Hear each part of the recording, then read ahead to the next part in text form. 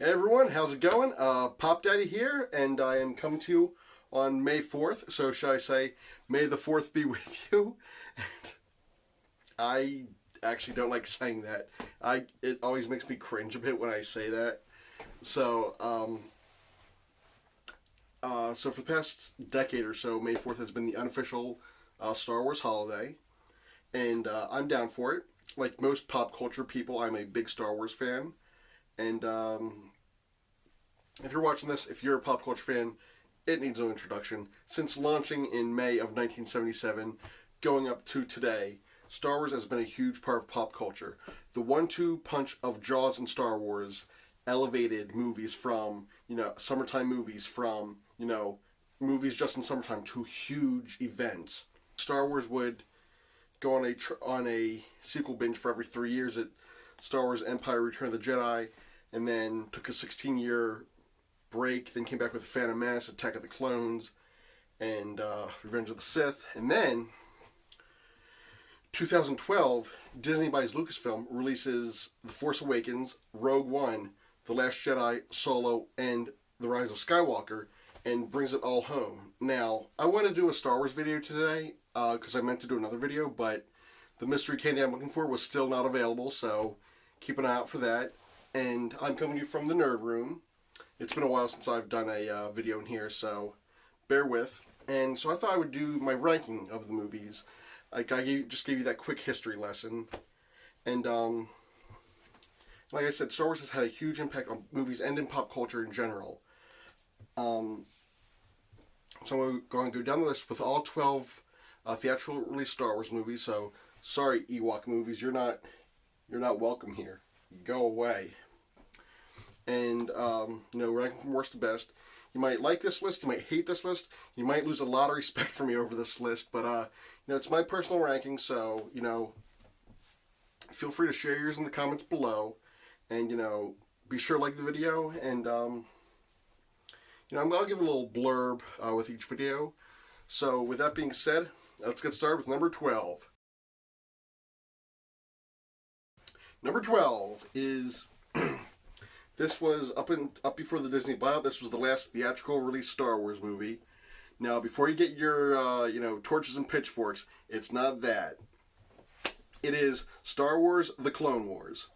This was a pilot to the animated series, which ran from 2008 to 2013 on Cartoon Network. And if this was my introduction to the show, and I did not like this movie at all. And if this is your introduction to the show, it's very not well done, which is weird, which is crazy because the rest of the series is so amazing that I didn't discover it until after, when the bonus 6th season arrived on Netflix. I decided to do a watch through, and that's when I really discovered how great the show was. And then 2 years ago, the final episode aired on Disney Plus as a Disney Plus exclusive, and it was great. And if you want to watch in chronological order, there are like 2 or 3 episodes that take place before the movie.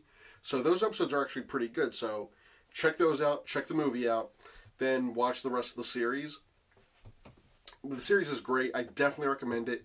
It introduces characters like Ahsoka Tano and Bo-Katan, who later showed up on The Mandalorian. And also there's fan favorite Captain Rex, who later shows up in Star Wars Rebels. And, hopefully he'll show up in future projects, since, Tamora Morrison is up and running and doing Star Wars projects. But this movie, I would only check it out if you're watching the series. If not, it can be skipped if you're marathoning, and I highly recommend that. Number 11, speaking of clones, we have Star Wars Episode 2, Attack of the Clones from 2002. This one, I was pretty excited for this one because hoping to get the taste of Episode 1 out of my mouth. Even though I loved Episode 1 at the time, by the time Episode 2 came out, I was like, I'm over it. Then Episode 2 came out, and it was just okay. I'm going to cut it straight to you like this. I don't hate any of the Star Wars movies. I just have least favorite ones. And this one definitely goes to the bottom of the list. Hayden Christensen's Anakin is just wooden, and his dialogue with Natalie Portman and their chemistry just doesn't work at all. And the highlights of this movie are definitely Ewan McGregor and Christopher Lee. And by the way, Christopher Lee and Samuel L. Jackson do reprise their roles in the Clone Wars movie, but not the series. So that's something to keep an eye out for. But you know, it's this like it's like part detective movie, part romance, part action. It doesn't know what it wants to be. And it's like they were just checking off marks, like, you know, start the Clone Wars, have the army, have the big battle at the end, have a land battle, things like that. This one could have been so much better, I feel, but it's... the car chase in the beginning was cool, but, you know... and the battle at the end was cool, but, and the lightsaber fight with Yoda was cool, but it was nothing like the, pod racer fight with Maul. Speaking of which...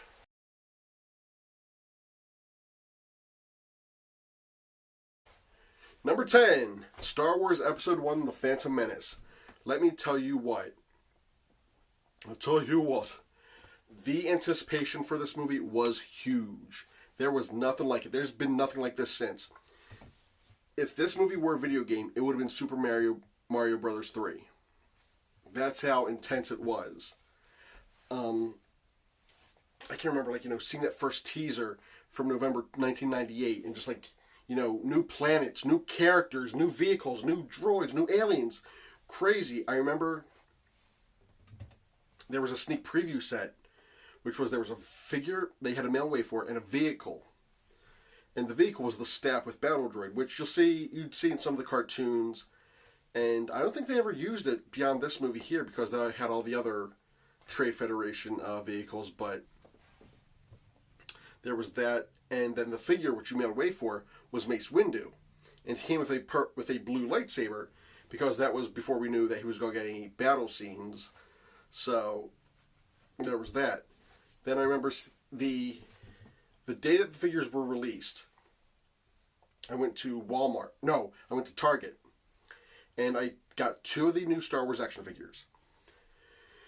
Got Obi-Wan Kenobi, and got Darth Maul. And this would become a tradition where every time a new Star Wars movie would come out, I would always purchase 2 figures, and they would be the Obi-Wan Kenobi from that movie, and not the real villain, but the villain that they used for all the posters and stuff. So, for 1 it was Maul, for 2 it was Jango Fett, and for 3 it was Vader. And I can, remember sitting in the theater at midnight, you can just, feel the tension, and, a new Star Wars movie, a new opening crawl. Because I grew up in a time where, there wasn't a lot of Star Wars stuff. Well, I shouldn't say grew up. But, was a kid through that time. And just, seeing that, it was a great experience. But the movie, Space Battle's cool, Pod Race is cool. Pod Race is okay. It used to be just the first lap and third lap with bits of the second lap. But then after the DVD came out, they put in the full second lap. And, man, does that drag. But, the lightsaber fight at the end, I remember, they showed Darth Maul with his double lightsaber, and they had that in the trailer, so by the time it happened in the movie, the surprise was gone. But it was still pretty cool, and, we had never seen a lightsaber fight like that before. And it was so cool, and I don't know, this movie, it was good, but it could have been better. And, so, Episode 1 is my number 10 pick. Number 9 is going to be Episode 9, and that is The Rise of Skywalker. This one was after... I loved The Last Jedi so much because it tried to do something different, but a number of people didn't like The Last Jedi, and they were very, very vocal about it. And so it's Rey can't be a nobody. Fine, she's a Palpatine. Where's Lando? Here's Lando. It's they gave into all the demands, and, this was just pure fan service. It was like a bowl of Lucky Charms, where if it was just marshmallow bits. I mean, it was sweet. It was nice to see some things. It was nice to see a big space battle. It was nice to see the Death Star. It was cool that C-3PO came with them on the adventure.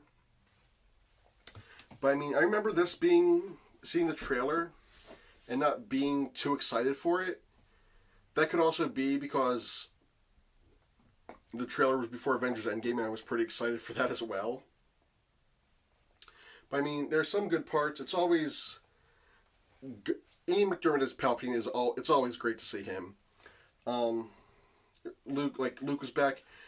The week before before the movie came out, I watched some of the deleted scenes from The Force Awakens, and they used the Carrie Fisher deleted scenes in the movie, and it just doesn't fit if you know where they're coming from. So that was rough.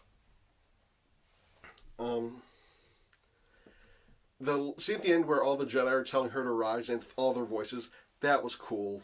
The Ben Solo redemption was cool as well. It's a shame they had to kill him off. It would have been neat to see him. Also, Wedge cameo, that was awesome. That was probably my favorite part of the movie. I was the only one who cheered because I was the only one who knew who it was. But that was that. So yeah, number 9, Rise of Skywalker.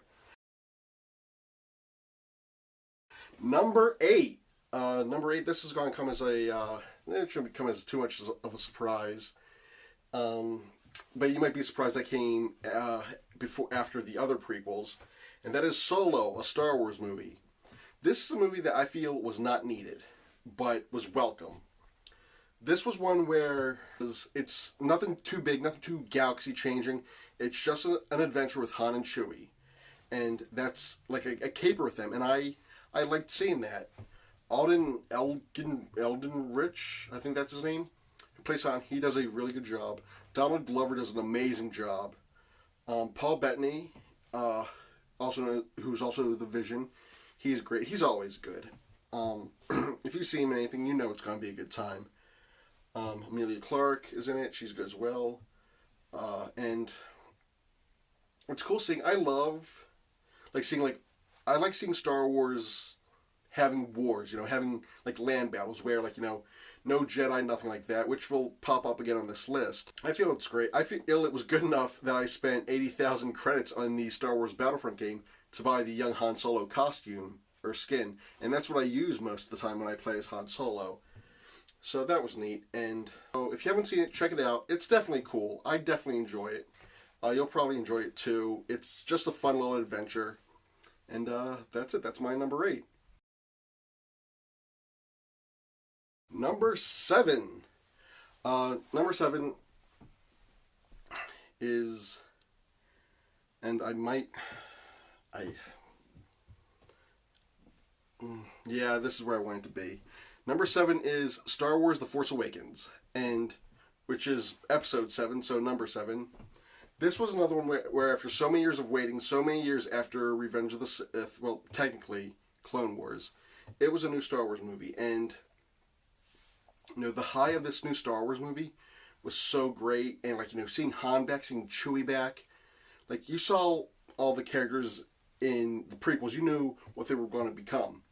But after seeing the characters from the original trilogy, what they became, it was great seeing them.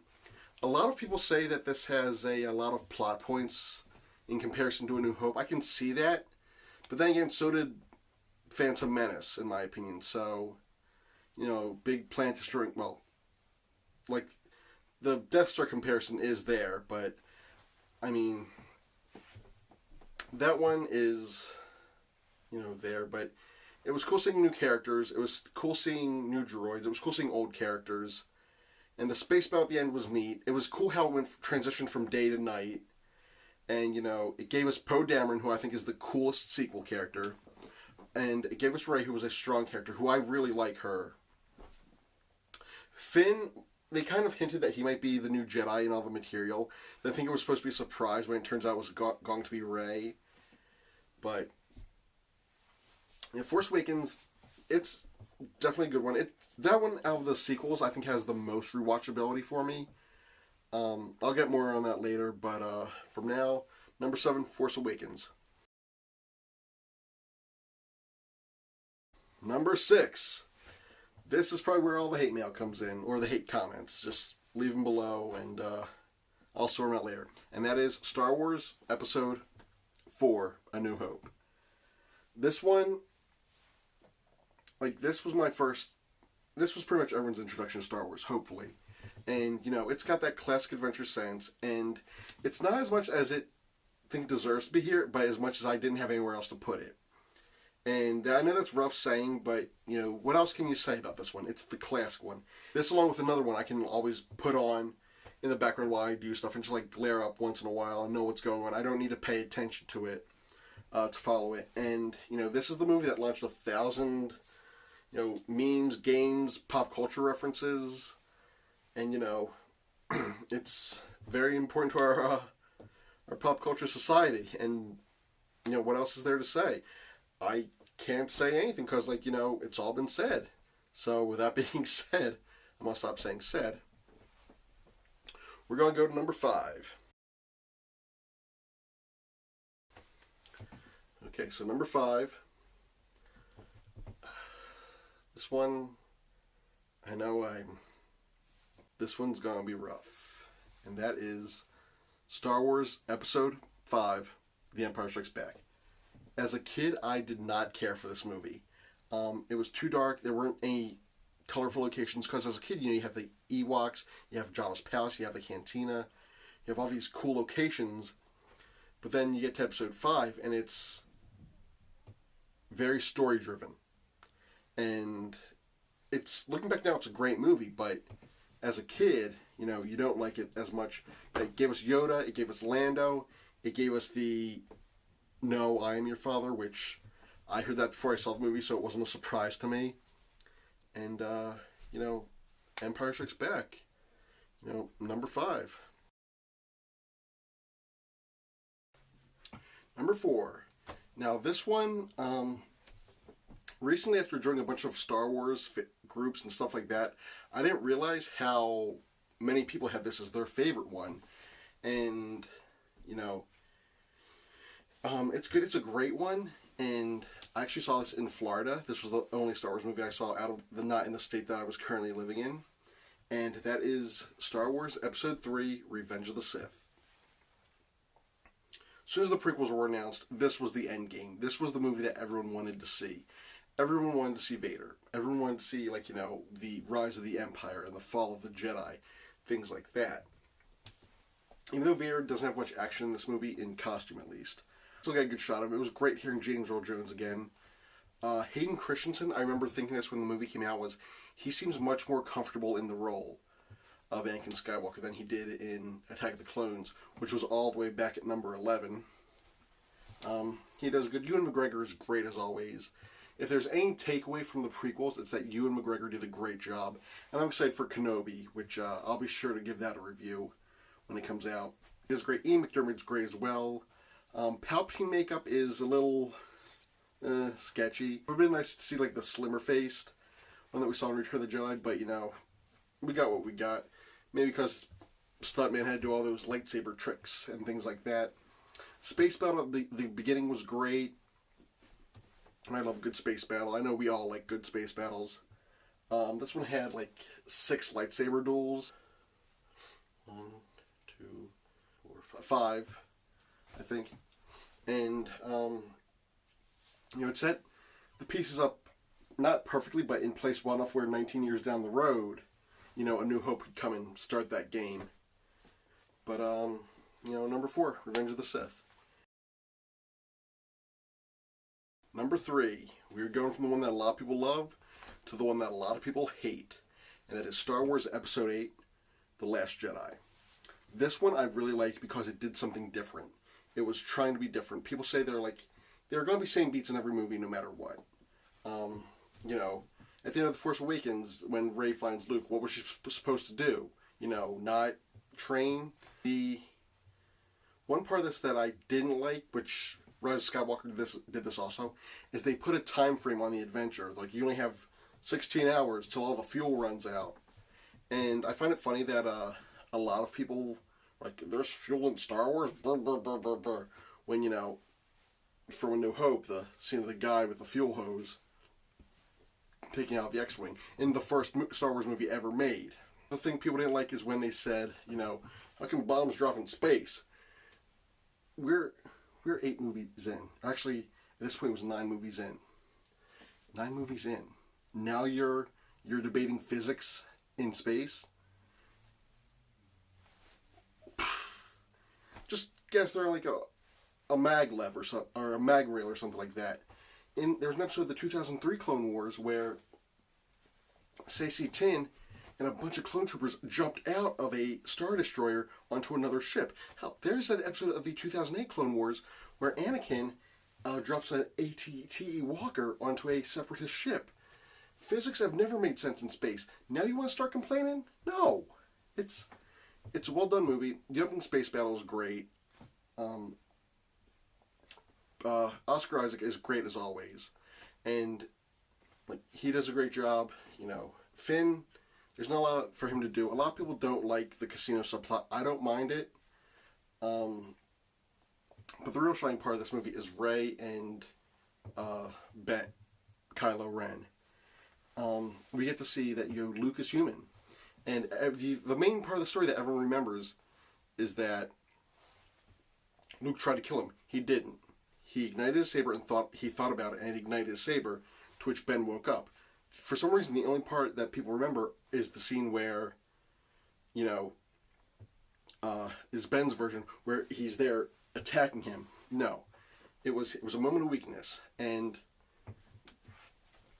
it showed that Luke was fallible, and that he could fail.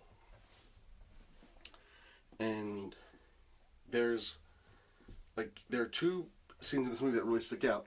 One is the let the past die, kill it if you have to, and the one which is what Kylo Ren says. And then there's the Yoda talk when he's talking to Luke, saying that we grow beyond our years. And those are very two important lessons to take away. And it's a good movie. I think it's well made. It doesn't ruin anything because the sequels were uncharted territory. With the prequels, you knew what the finish line had to be. This starting line, which was after Return of the Jedi, you didn't know where the galaxy was going. And, we didn't know what to expect. But that's my number 3. I really like The Last Jedi. And, I will rewatch it. Like I said, Force Awakens has the most rewatchability, in my opinion. But let's get this going to number 2. Okay, number 2. If you've been paying attention, you know there are only 2 movies left. You know which movies they are. And I wonder what's going to be number 2, what's going to be number 1. By telling you what number 2 is, you're going to know what number 1 is. So, maybe you don't. Maybe you lost track.